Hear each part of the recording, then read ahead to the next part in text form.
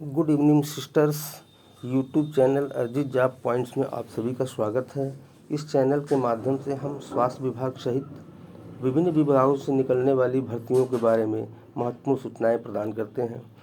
जैसा कि आप सब अवगत हैं कि 15 दिसंबर को उत्तर प्रदेश अधीनस्थ सेवा चयन आयोग लखनऊ से 9,212 महिला स्वास्थ्य कार्यकर्ता के पदों पर विज्ञापन आ चुका है और 5 जनवरी 2022 तक ऑनलाइन आवेदन किया जाना है।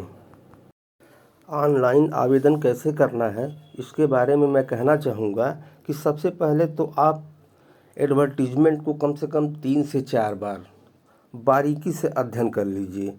अध्ययन करने के पश्चात उसके पॉइंट आउट कर लीजिए। उसके बाद तब साइबर कैफ़े या अन्य माध्यमों से आप अपनी देख रेख में फॉर्म फिल कराएं, क्योंकि एनएचएम के तहत 5,000 जो एनएम की भर्ती निकली हुई थी, उस पूरी प्रक्रिया को हमने स्वास्थ्य विभाग के होने के नाते बारीकी से देखा है। उसमें हमने खुद पार्टिसिपेट किया है, मैं उसमें सहभागी रहा हूँ। तो उसमें बहुत लोगों का सिलेक्शन इसलिए अवरुद्ध हो गया, रुक गया, क्योंकि साइबर कैफ़े वालों को वो लोग जो है डॉक्यूमेंट्स देकर अपने कर्तव्यों की इतिश्री समझ लिए और साइबर कैफ़े वालों ने वो महत्वपूर्ण डॉक्यूमेंट्स वो फिल ही नहीं किया, अपलोड नहीं किया पोर्टल पे, जिसके कारण बाद में उनके उस पेपर का कोई नहीं रह गया और वो एक्सेप्टेबल नहीं हुआ। तो ऐसी स्थिति आपके साथ न होने पाए, इसलिए अपनी देख रेख में ही पूरे फॉर्म को फिल कराइएगा। अब हम इसके जो है सिलेबस की बात करते हैं। तो सिलेबस में कुल 38 पॉइंट हैं और इन्हीं 38 पॉइंट में से कुल 100 प्रश्न परीक्षा के लिए आयोग द्वारा बनाए जाएंगे। अब यदि आपने चैनल को अभी तक लाइक, शेयर और सब्सक्राइब नहीं किया है तो सबसे पहले आप सभी चैनल को लाइक, शेयर और सब्सक्राइब जरूर कर दीजिए, ताकि कोई भी नोटिफिकेशन या महत्वपूर्ण सूचनाएं आपको सबसे पहले मिल सके। तो चलिए अब चर्चा करते हैं इसके सिलेबस पे।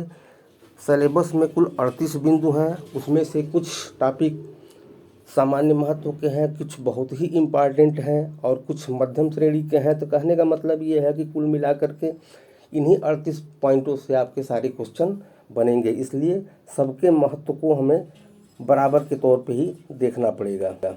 इसकी तैयारी कैसे की जाएगी इसके बारे में मैं अलग से एक पूरी वीडियो बनाऊंगा, जिसमें मैं एक एक टॉपिक के महत्वपूर्ण तथ्यों के बारे में आपको विशद रूप से जानकारी दूंगा। इस विस्तृत चर्चा के साथ ही मैं यह भी कहना चाहूँगा कि तैयारी के शुरुआती दौर में आप सब प्रैक्टिस सेट, शॉर्ट नोट्स या मेडजी आदि के माध्यम से बिल्कुल नहीं पढ़ाई करिएगा, क्योंकि ऐसा करना शुरुआती दौर में बिल्कुल आत्मघाती होगा। आप लोग अभी तैयारी की शुरुआत एथेंटिक टेक्स्ट बुक या नोट्स आज से करिएगा, जिससे कि पूरे टॉपिक पर आपकी समझ और पकड़ मजबूत हो सके और कॉन्सेप्ट बिल्कुल क्लियर रहे। ये भी स्पष्ट है कि लगभग सभी टॉपिक से प्रश्न पूछे जाएंगे। कुछ टॉपिक जो बहुत ही महत्वपूर्ण है उनसे प्रश्नों की संख्या ज़्यादा हो सकती है, लेकिन तैयारी तो सभी टॉपिक की करनी होगी। जहाँ तक परीक्षा की तिथि का सवाल है तो मैं आपको बता दूं, परीक्षा किसी भी स्थिति में अंतिम अप्रैल माह या मई के पहले दूसरे हफ्ते से पहले बिल्कुल ही होने की नहीं संभावना है, क्योंकि चुनाव और बोर्ड की परीक्षाएं ही पूरे मार्च और 15 अप्रैल तक लगभग चलेंगी और फिर शॉर्ट लिस्टिंग की प्रक्रिया पूर्ण होने के बाद मुख्य परीक्षा हेतु फीस आदि जमा करने की कार्रवाई संपन्न करने में भी समय लगेगा ही। तो ऐसी स्थिति में आपके पास समय पर्याप्त होगा और तैयारी भी अच्छी प्रकार हो जाएगी।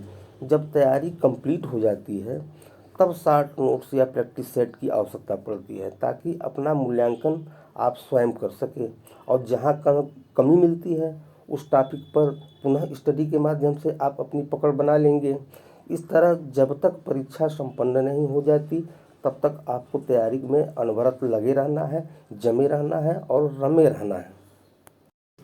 आपकी तैयारी में मैं भी अपनी ओर से भरपूर सहयोग करूंगा और ऑनलाइन माध्यम से फ्री ऑफ कॉस्ट क्लास चलाकर आपकी तैयारी कंप्लीट कराऊंगा और सिलेबस के सभी टॉपिक पर ऑनलाइन नोट्स उपलब्ध कराऊंगा, जिससे कि आपकी तैयारी को 100% पूर्ण कराया जा सके। इसकी सूचना मैं आपको जल्दी ही अपने वीडियो के एक अन्य वीडियो के माध्यम से दे दूंगा। तो आज की अपडेट में बस इतना ही, शेष अगले वीडियो में।